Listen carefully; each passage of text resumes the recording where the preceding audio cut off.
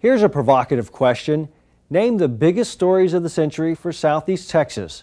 What would make your list? Well, we have our list, and we're going to count them down. And it turns out to be a journey through the century.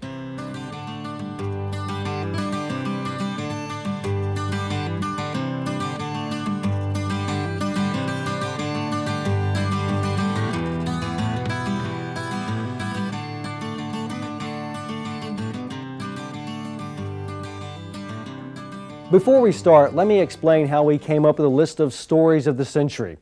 We started with a couple of questions. What has had a long-lasting impact on the people of Southeast Texas? How unique is the story to the area? We sought opinions from historians and we did a lot of soul searching. It's not a perfect list, but a chance to look back as we move forward. It's hard to determine the impact of sports. Sports certainly brings people a lot of enjoyment, watching and playing them. And every now and then a sports figure comes along that transcends the game, that demands our attention. As much as they may try not to make any statement, they almost always do. We begin our countdown with number 10, the story of a Southeast Texan who changed the way we view women in sports. On a summer day in 1932, a Southeast Texas native achieved what has to be the most amazing feat in the history of track and field. Mildred "Babe" Didrikson entered the National Amateur Track Meet for Women as the sole member of the Golden Cyclone team. That afternoon, she earned 6 gold medals, set 4 world records, and by herself won the team championship.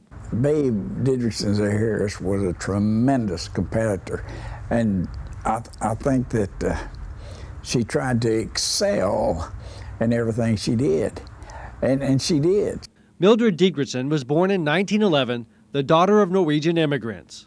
Her parents moved from Port Arthur to Beaumont after the 1915 storm. She was a tomboy growing up, and by the time she was in high school, she excelled in a number of sports. And what took her to Dallas was they offered her a job up there and to play basketball in the AAU. And so she moved to Dallas. By now, she was known as the Babe, and basketball was her game. She would routinely score 30 points in a game at a time when a team might score only 20. In her second season with the team, she led them to a national championship and turned her sights on the 1932 Olympics. There she set records and won gold medals in the 80-meter hurdles and the javelin throw. She had to settle for silver in the high jump after she was disqualified for her unorthodox style. She was voted Woman Athlete of the Year by the Associated Press, a title she would win 4 more times in her life.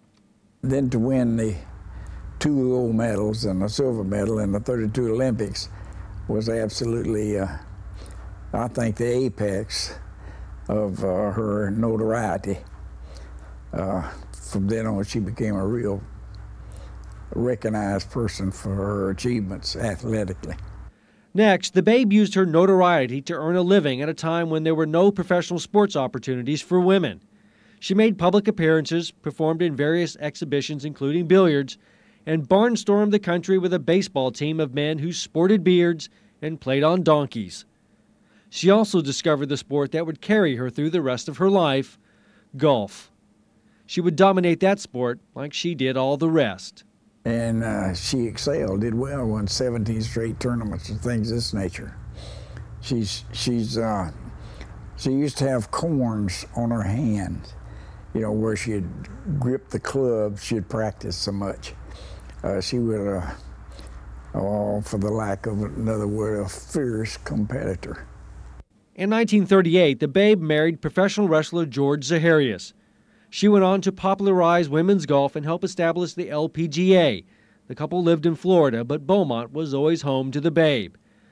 And when she battled cancer in the last few years of her life, she stayed close to home. Well, she was in the hospital in Galveston. One of the last tournaments she played in was here in Beaumont. And she had a lot of friends here in Beaumont. Babe Didrikson Zaharias' athletic accomplishments alone earned her the title of greatest woman athlete of the first half of the century.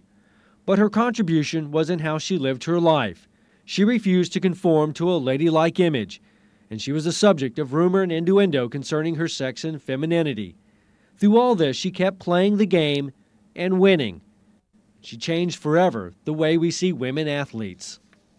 The world-famous athlete is honored in Beaumont at the Babe Degredson Zaharias Museum. It's located off of Interstate 10 near Gulf Street.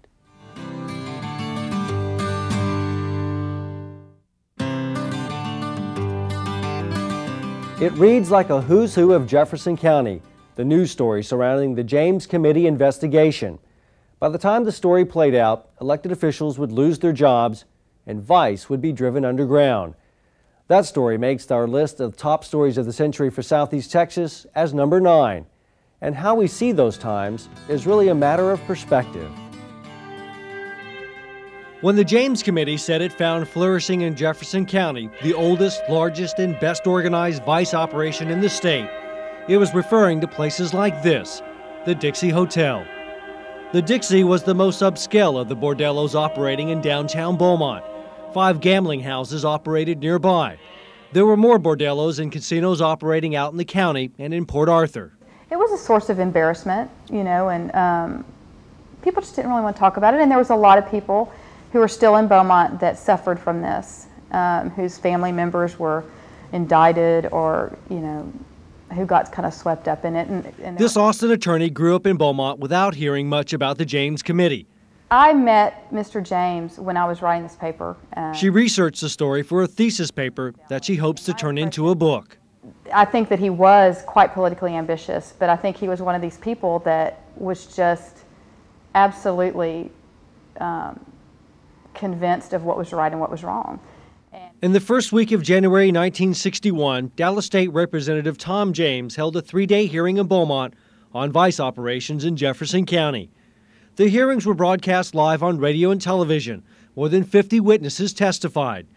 The picture the hearings and the final report painted was of a community gripped by organized crime with the highest elected officials on the take. Sheriff Charlie Meyer admitted to taking $85,000 over 5 years. White envelopes with cash would appear on his desk and in his car.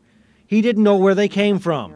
He called them campaign contributions. You got the impression that Beaumont was just this wild, you know, lawless place. And I think really just the opposite was true.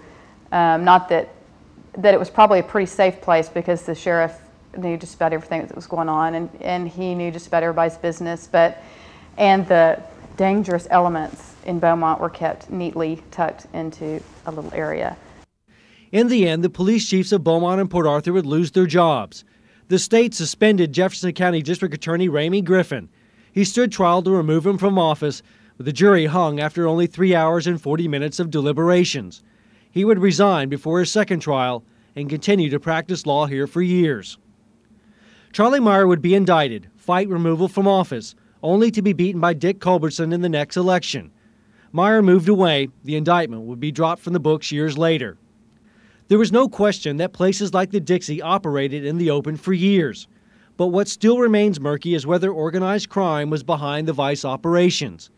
Tom James made it clear he thought citizens here lived in fear of organized crime. I don't think the citizens of Beaumont were in so much of a moral outrage or were being morally oppressed as much as the business leaders were being prevented from expanding business into Beaumont. And that was more the, I think, tenor of the community and the fear.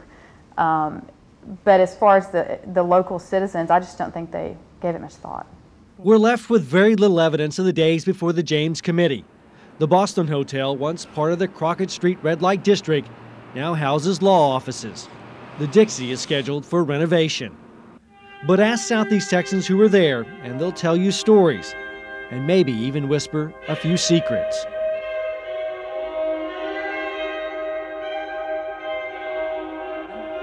By the way, the old Dixie Hotel is now part of the Crockett Street renovation project and could one day become a nightclub or a restaurant. And if you look for those gambling houses that were in downtown Beaumont, places like the Texas Club or the Liberal Club or Yokin Club, well, they're all gone. They've given way to parking lots. Well, there's probably no better symbol for 20th century America than the automobile, but it's only half the equation. At number 8, we look at how concrete and steel changed the way we travel and changed the fate of cities. If you traveled by car in the first half of the century, You drove through towns and often down its city streets. A trip might take you right down Beaumont's Calder Avenue. Harlan Furry remembers that. Well, it was generally a pretty slow process. You had to go on a lot of the city streets, and you had to do a lot of stopping and starting and turning. He helped change that. By the end of the 50s, men like Harlan Furry were building a new national highway system, something called the Interstate. I don't think anybody realized what was going to happen with the Interstate, how much traffic was going to be on it and whatnot, you know. Even the highway department, I don't think, realized how much was going to go. And these new highways changed cities. You would always find development along highways. So when the federal government started talking about building new, wide, 4-lane roads to move military equipment, cities started lobbying for the road to come their way. Port Arthur made its pitch. Beaumont had already been first with a bridge across the Neches River. But when Port Arthur got its bridge, it would be something to see. 176 feet high to allow ships to pass underneath, it opened in 1938. It would become known as the Rainbow Bridge. But it was this bridge, in part, that kept the interstate from coming through Port Arthur. It would be too expensive to build another bridge that could accommodate the new superhighway. The road would come through Beaumont. Harlan Furry says he never really had a sense of just how important these roads would become. We were just building roads, and that's what we were supposed to be doing, so that's what was going on. And we didn't really realize, I guess, what was taking place.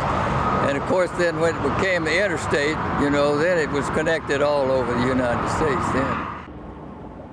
The plan originally called for the interstate to travel west across the city of Beaumont to connect with Highway 90 near the community of Amelia. But people complained about the interstate cutting through the city's newly developed West End.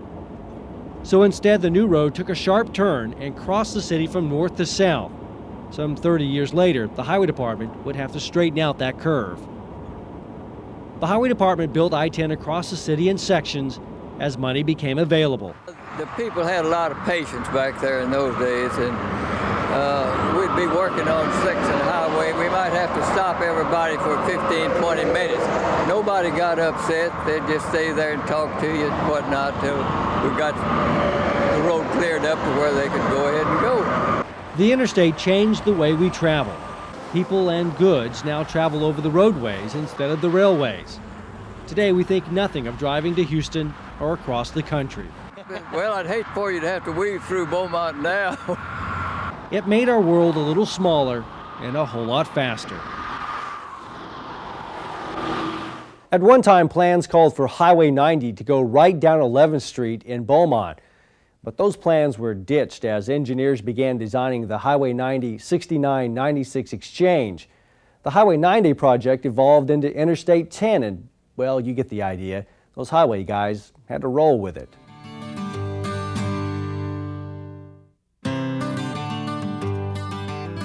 Name any town and you can bet it was originally located where people could find fresh water.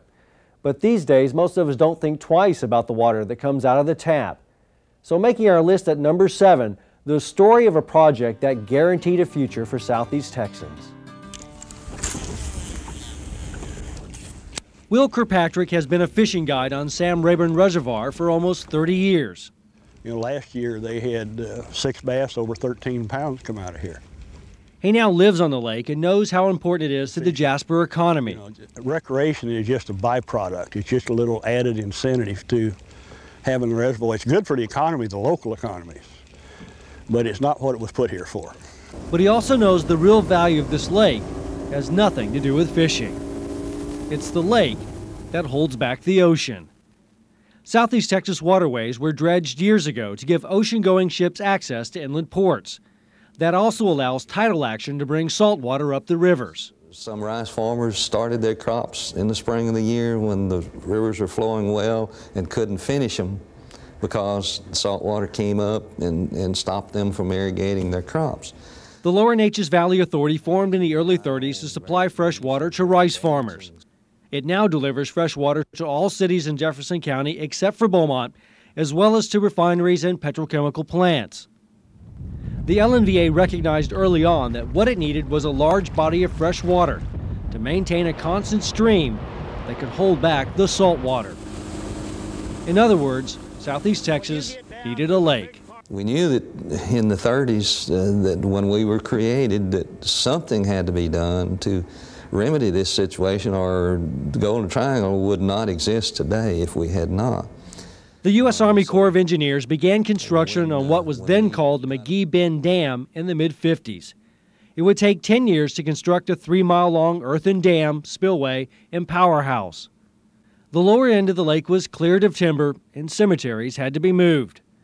The lake began filling up in March of 1965. The cost of the project, $66 million. It was now named after a Speaker of the U.S. House of Representatives, Texas Congressman Sam Rayburn. And the lake that Will Kirkpatrick now calls home is actually the second in a series of reservoir projects. B.A. Steinhagen was built first. The third is still on the drawing table. These huge public works projects seem like a thing of the past.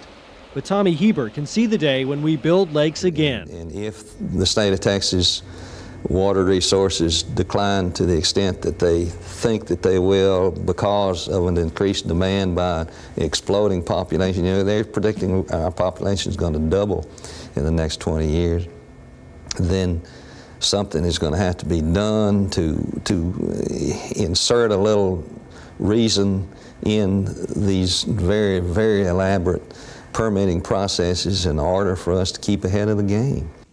Meanwhile, this guide will enjoy his 200 days a year of fishing on Sam Rayburn. And it's pretty nice living here on Rayburn. It's a pretty nice side benefit of having a guarantee of fresh water. Another man-made Texas reservoir, Toledo Bend, opened 2 years after Sam Rayburn. It's the largest man-made body of water in the South, and no federal money was used to build it. 3 power companies paid for the dam and the power plant.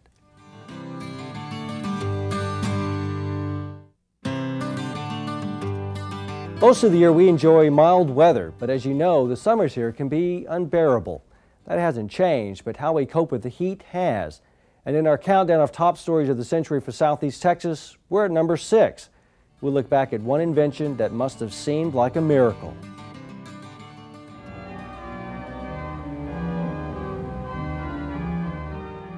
When Frances Letcher found this prize-winning art glass at the 1893 Chicago World's Fair, she knew she wanted to build a church around it.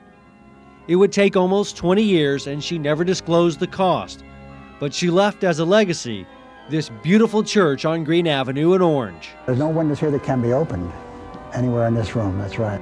There was one problem with building a domed sanctuary full of beautiful art glass. This is Southeast Texas. Imagine a Sunday service in August with no ventilation. So Frances Letcher hired the Carrier Company to design and install a system to deliver cooled air. I think they would find it, I'm thinking of a miracle, really, in 1912. That's right, an air conditioning system in 1912. And that makes the First Presbyterian Church in Orange the first public building with air conditioning west of the Mississippi. But I would think in 1912 that people would consider it a real plus, and hopefully they'd want to join the church just to cool off if nothing else. The vents are nearly hidden in the ceiling. Pillars are actually air ducts. The church generated its own electrical power in a nearby building to move air over blocks of ice and into the sanctuary. I would imagine that the type of system they had, blowing air across blocks of ice, probably lowered the temperature in here, 5 or 10 degrees from outside. But it would also help get the humidity down. But it would be a few more years before air conditioning would move into the home. The McFadden Ward home is a classic example of architecture before air conditioning. So houses like this have more windows, easier access to porches, higher ceilings, fans, transoms, all kinds of mechanisms to increase opportunities for airflow. People simply spent more time outside. Porches were common. The porch was by far, if you wanted to think of it as a room, was by far the largest room of the house and was used that way for entertainments like card parties and things like that. So come summertime, this was an important room of the house. This house even has an upstairs sleeping porch.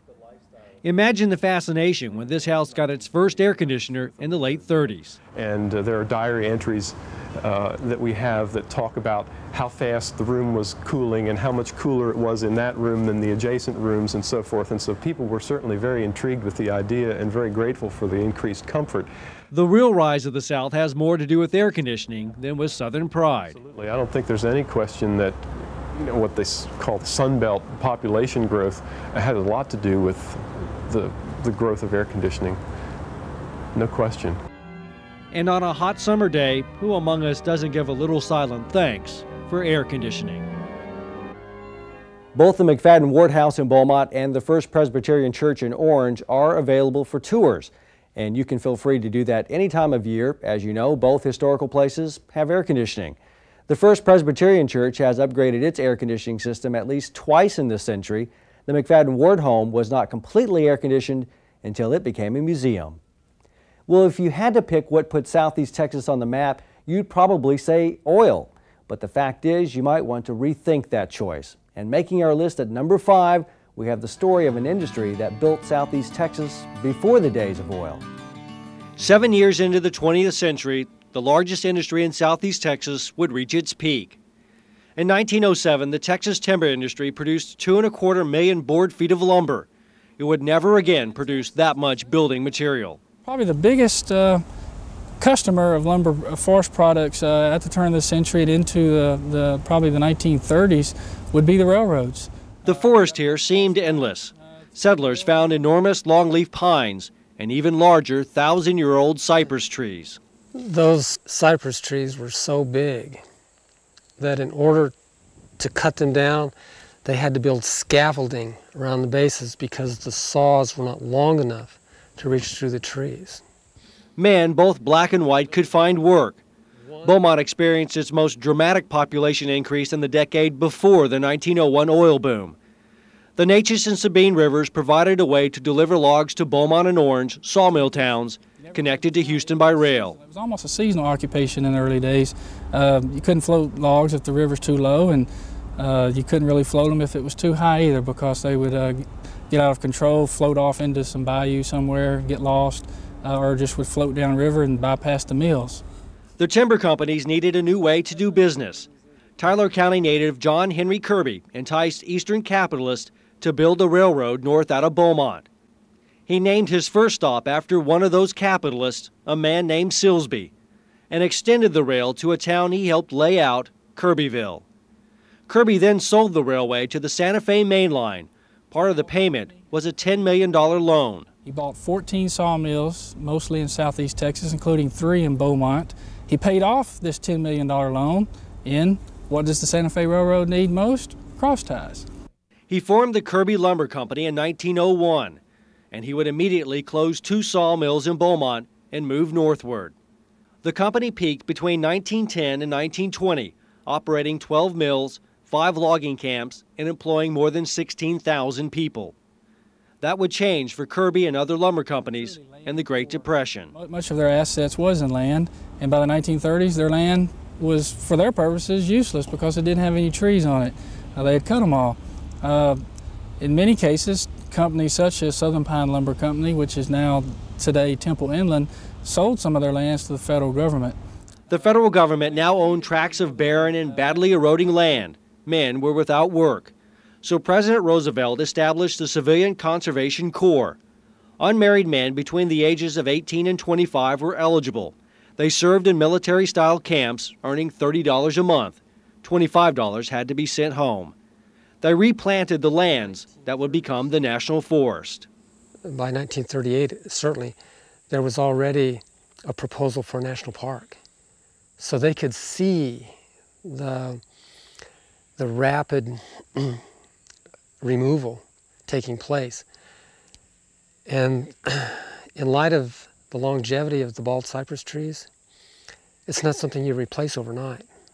Production shifted from building materials to paper products, and timber companies began to rethink how they used the forest. So this was really the beginnings of commercial and really statewide forestry. You start to see the hiring of professional graduate foresters.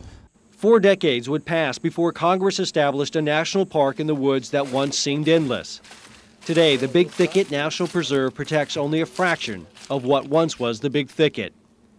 And John Kirby's company would disappear forever in the 80s when Louisiana Pacific bought what was left of the company's assets. The loggers would lose anywhere from 30 to 50% of the logs they sent down the rivers. And they couldn't send hardwoods down the river at all because they would sink. And the railway, of course, changed that. But today you won't find logs traveling by rail. You can't travel the highways like 96 or 69 without seeing a logging truck.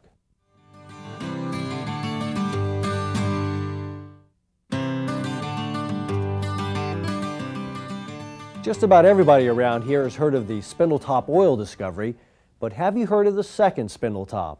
Well, making our list at number 4 of stories of the century, the story of Spindletop you've probably never heard. By the time self-taught geologist Mars McLean was trying to interest someone in drilling at Spindletop, the boom had long since passed. Pandemonium ripped through Beaumont in 1901 after drilling produced the country's first gusher. The hill just south of town filled with men who dreamed of getting rich. But by 1908, the hill had played out. The drillers and speculators moved on to other salt domes along the Gulf Coast. But Mars McLean believed more oil could be found on the flanks of the hill. He had already found some discoveries around salt domes over in Louisiana and thought that around that salt dome Spindletop, particularly on the flanks, where the salt dome had come up and fractured all these rock layers underground, that oil might be in these flanks and these cracks and fissures in the rocks. The major oil companies passed on McLean's theory. It seemed McLean had talked to everyone except his neighbor, Miles Frank Yount. He was a small operator in Sour Lake, but he lived in Beaumont, lived on Calder Avenue, and as a neighbor of Mars McLean, he saw him every day, but they never talked about oil. The two men discovered they shared the theory of oil on the flanks. So Frank Yount quietly went about the business of once again drilling on Spindletop. On November 13, 1925, Frank Yount announced the news. He had struck oil. In fact, I think the State Fair was going on at that time, the South Texas State Fair, and people heard about it. It was announced on the radio, and people were very excited, and again, people rushed out to the dome to see what was going on. But this time was different. Frank Yount's oil company owned most of the land leases on Spindletop. The Yount Lee Oil Company would control its production, and gone were the gushers. Back they were using steel derricks. They had Christmas tree valves and these whole assemblies for capturing the oil. They had tank farms. They knew how to control wells. So when they were drilling, you didn't have any gushers. Spindletop produced another 50 million barrels of oil in the next 5 years. The Yount Lee Oil Company expanded into other Texas oil fields. The company employed 10,000 people. While other oil companies moved away, Frank Yount kept his offices in Beaumont in the San Jacinto building. But he wasn't a flamboyant character. He wasn't out there just in the community a lot, being very visible. But he helped the community in a number of ways, very significant financial ways. In fact, one time the city of Beaumont, sometime in the early 1930s, could not meet payroll. And Frank Yount came through and paid the city payroll for that month. Times were prosperous and Beaumont would see a building spree. The Edson Hotel, the LaSalle Hotel, the Goodhue Building, the Jefferson Theater, a new city hall, and a new county courthouse were all built during the era of the second Spindletop. Frank Yount personally built an apartment complex across from his home on Calder Avenue. He named the building after his daughter, Mildred. But when Frank Yount died at the age of 53, his company all but disappeared. I mean, he was the heart and soul of the company. There wasn't anyone else to really take it over. So they didn't necessarily sell the Yount Lee Oil Company, they sold the assets of the company. So the company was disbanded. So if someone asks you about the Spindletop oil discovery, remember Miles Frank Yount and ask them, which one? You may not recognize Frank Yount's name, but there's another name associated with Yount you probably will recognize. Early in his career, Frank Yount befriended a man named Harry who had come to Beaumont to sell groceries out of a wagon.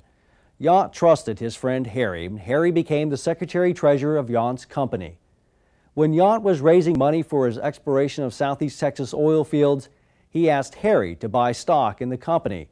But Harry was strapped for cash at the time because he had moved into the wholesale grocery business and he was expanding. When Yount hit it big in the Spindletop oil field, he came to Harry and told him he owed him $750 for the piece of the company that Yount had bought for Harry years ago.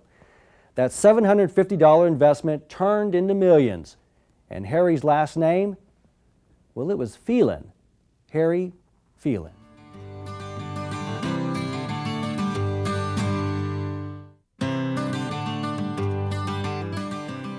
No event has affected the entire world like the Second World War. Here in Southeast Texas, shipyards in Orange and in Beaumont built ships for the war effort. German U-boats operated off the coast of the Bolivar Peninsula, and Beaumont's Terrell Park housed their prisoner of war camp. Thousands of Southeast Texans fought in the war and worked on the home front. And making our list of top stories of the century at number 3, we look at how the war shaped the character of a generation of Southeast Texans. The day after 18-year-old Herb Stafford graduated from Port Arthur's Thomas Jefferson High School, he joined the Navy. It was June of 1944. I knew they had 3 square meals a day, whereas the Army didn't. Herb knew Mary from his school days, but she wouldn't become his wife until years later. And then I can remember some of the fellows saying, "Oh, I hope it's not over before I can get out and do something about it." They grew up with news and images of a world at war. Well, I can well remember that one of the boys who was in our class was so eager. He was a gunner on a Marine airplane. And by the time we were at the latter half of our senior year, we got word that he had been killed, had been shot down. And that kind of brought it home to us. Herb Stafford served in the South Pacific aboard a ship that set up seaports for airplanes. I mean, that's the way people thought in those days. They wanted to go, and we worried about not going. I had poor vision, and my father was a pharmacist, and he doctored me up on vitamin C before I went in. And as soon as I became 18, I went to work at Texaco with the thought that I would work there till the war was over and then I would go on to school. But the money got me. I was making more money than the local school teachers, so I stayed. The war years were lean years. Most of the nation's output went to the military. People on the home front rationed essentials like sugar and gasoline. I found in one of my scrapbooks the list of things that were rationed, and one of them, for example, was sugar. And you could get a ration book for every person in your household, including the youngest child. And you could use 1 stamp per week. And I believe the ration week ran from midnight Saturday to the next Saturday. And I heard people talk about when they ran out, they just didn't use sugar. Herb would serve in the Navy until April of 1946. Yeah, but we were just kids, you know, and it got tough at times, and other times it was a lot of fun. And his ship was among the first Americans to arrive at Nagasaki, and the young sailor from Port Arthur saw firsthand the effects of an atomic blast. Well, there wasn't much to see. It was total devastation, and we realized then that how horrible this thing could be. And we were... Like most young men of his time, Herb Stafford was eager to serve and eager to go home when the war was over. It made you realize that if you came out of this thing, that you wanted to had certain goals. For Herb, that meant going to college. Mary was part of a generation of women who were changing the workplace. The jobs were for single people and for men, family people. And then when I went out to Texaco, I found out then that most of the women who were married were expected to quit. And then as the war ended, they did. And boy, I got promoted just right on up. Mary and Herb got married and began a family. Mary quit her job at Texaco, and in the late 50s, they began Herb's Nursery. They retired a few years ago. But their war experience shaped their lives and the lives of their generation. I think it helped us to grow up and to realize that there are more important things than just what I want. A kid, 17, 18 years old, that leaves home and goes into the military in those days, he became a man overnight, and most of them turned out to be first-class citizens. If you have relatives or friends who experienced the war years, ask them and you'll probably find They're full of stories. The generation that made the world safe for the rest of us is fading. It's estimated that the World War II veterans are dying at a rate of 1,000 a day. This country was founded on a contradiction that all men were created equal, while some men held others as slaves. That contradiction has led to racial problems as current as today's headlines. Well, making our list at number 2, the story to right that wrong. We look back at one moment in time here in Southeast Texas, a turning point, and the effort to tear down the walls of segregation. People go to college for a better life. That's as true today at Lamar University as it was back in 1955, with one difference. Back in 1955, you could only enroll in classes if you were white. And we were told in no uncertain words that blacks were not to be admitted. It was against the policy of the university to allow blacks to attend. Theo Johns was a young civil rights attorney fighting the decades-old policy of segregation. Just about every part of public life, pools, drinking fountains, schools, were separated by race. Even public events like the South Texas State Fair had a night designated for blacks. Black could not go to the parks even though they paid the tax, and they couldn't use the library, the public library. In 1954, the U.S. Supreme Court issued a ruling that profoundly changed this country. The court struck down segregation. The law of the country had changed, but not the hearts of all of its people. I think that had been, if the students had been left alone, well, nothing would have occurred. In the fall of 1956, 26 black students enrolled at Lamar University after winning a federal court ruling that summer. But white protesters, called picketers at the time, were expressing their disdain for integration. No one paid them too much attention. Police, some of them, the state authorities, they were talking to the picketers and joking with the picketers. So the picketers got bolder. The situation escalated. They started stopping the blacks that entered the college and would not allow them to turn to come in. They also stopped all cars, searching of the white students' cars also to see if any blacks were there, and of course that met with the objections of the white students. On the night of October 2nd, Theo Johns, pictured here, was in a car with one of the students. The picketers tried to turn the automobile over. They threatened me with death. Johns had enrolled in the business school as an act of solidarity with the students he represented. I called to the state officers, that is the Texas Rangers, and to my surprise, they turned their back as if they didn't hear me. The next night, more skirmishes. Lamar President Dr. F.L. McDonald issued a statement about the picketers, the searches, and the threats of violence. He said, "These high-handed actions have taken place within sight of police officers. Either we have a legally constituted government, or else the citizens are at the mercy of a small group seeking to establish themselves as the law." That was the turning point. That was the time when individuals were called upon really to take a stand, either for or against. Mayor Jimmy Kokonos called upon the police to uphold the law, and the pickets were cleared. Most of the community, even though they might not have voiced it, were against the violence. I wouldn't exactly say that they were for the complete integration, but they were against the violence. So there would be countless other battles here and across the country. Even though I saw hate on the faces of some of the petitioners, but I also saw defeat, and I knew that what we knew as segregation and education was really over. But what happened on those October nights in 1956 made the idea of a society based on equality seem a little less dangerous. The effort to integrate Southeast Texas would take years, and you can't mention Theo Johns without mentioning Elmo Willard. Together, they fought legal battles in the 50s to integrate the city parks, the libraries, and Lamar University. And they would challenge segregation in the Beaumont schools in the early 60s and again in the early 80s.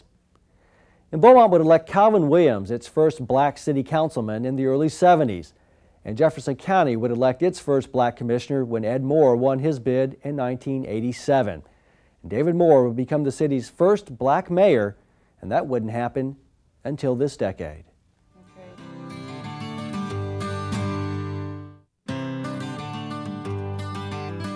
We're now left with our #1 story of the century. But first, what about the stories that didn't make the list? There are some we struggled with that just seemed like they should be on the list, but there could only be 10. For example, the hurricane that hit southeast Texas in 1915. It devastated Port Arthur and resulted in the construction of the seawall. What about the story of Lamar University and the story of labor in southeast Texas? And there was a race riot in Beaumont in 1943 when white workers from the shipyard went on a rampage in the black area of town. Beaumont was under martial law for several days. And what about the musicians that came from southeast Texas? Harry James, the Big Bopper, the Winter Brothers, Janis Joplin, Mark Chestnut, Tracy Byrd, and Clay Walker. And some people suggested the story of KFDM should make the list. It was, after all, the experimental radio station that began at the Magnolia Refinery and the first television station on the air in southeast Texas. And it has always had the top-rated newscast, but it seemed a little self-serving to include it on the list, so we have our 10. What happened here on January 10th, 1901 changed southeast Texas, and you could argue the world, forever. When we ask area historians for their list of top stories of the century, every one of them put a single word at the top of their list: Spindletop. So we've reached our #1 story of the century for southeast Texas. The history of Beaumont and all of southeast Texas has been intertwined with the discovery of oil on Spindletop Hill for all of this century, and 2001 will mark its 100th anniversary. So we look at how southeast Texans are tracing the roots of Spindletop in preparation of its centennial year. One of the key maps that we used was this map that was made of Spindletop in 1902 by L.J. Kopke. Gerald Shine and his associate Nedra Foster have been searching. And he made this map, and on it he shows not only the surveys or the subdivision, but he shows all of the wells. And he actually Gerald Shine has been surveying Texas lands for 50 years. Lawsuit that was back in 1932 that involved the tracts just to the east of this, and it also shows the Lucas Gusher in the same, basically in the same position. He volunteered his expertise to lay to rest a question. One of the Forrest Daniels books that we wound up with, he said on the very front of this thing, he said the location of the Lucas Gusher at Spindletop Field in Jefferson County. Where exactly was the Lucas Gusher? That he surveyed it. At the turn of the century, an Austrian-born mining engineer, Captain Anthony Lucas, had taken up where others had failed, drilling on a knoll south of Beaumont known as Spindletop. January 10th, 1901, at 10:30 in the morning, something happened that had never been seen before in this country. From the ground came a fountain of oil, a gusher, and from it would rise the petroleum age. At the time, big wells produced 50 barrels a day. The Lucas Gusher poured out at 100,000 barrels a day. The find brought thousands of people and millions of dollars to southeast Texas, and speculation ran wild. By 1902, 285 wells lined the Spindletop field.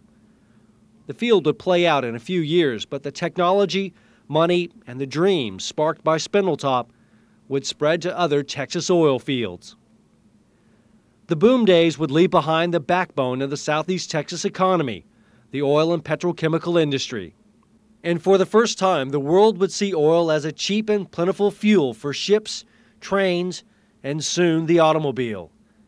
Texaco, Gulf, Mobil, and Sun Oil all traced their roots directly back to Spindletop. Spindletop is still an active oil field, off limits to the public. But as the centennial anniversary approaches, an idea has come up to create a public place here. But the first step is to find the exact spot of the Lucas Gusher. They say that the location Surveyor Daryl Shine believes he knows. And it falls within 2 feet of where this location is shown on the early day L.J. Kopke map. So that just almost cemented the fact that that this is it. The bearing we need to go is 153, and you see we're going 180. We can look at his mirror and tell that we're going. He has plotted the coordinates on a global positioning satellite,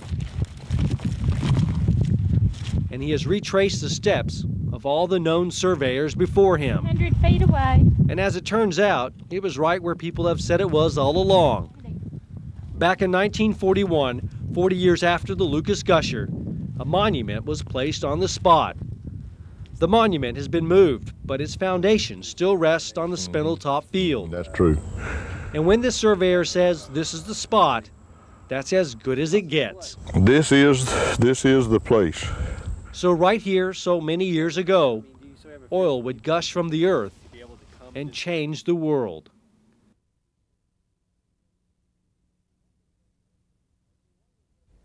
If you're wondering where the oil field is located, just take Highland Avenue south out of Beaumont, cross under Cardinal Drive, and you run into a locked gate.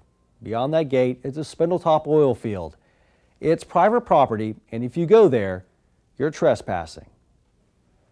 But the group that's planning the Spindletop Centennial Celebration hopes to change that by creating a public access and a viewing area at the site of the Lucas Gusher. We'll keep you informed about those plans and all of the centennial events in the coming year. Well, thanks for taking the trip through the century with us. With everything that's happened in the 20th century, you wonder what the 21st century will hold in store for us. Well, someday the historians will tell those stories.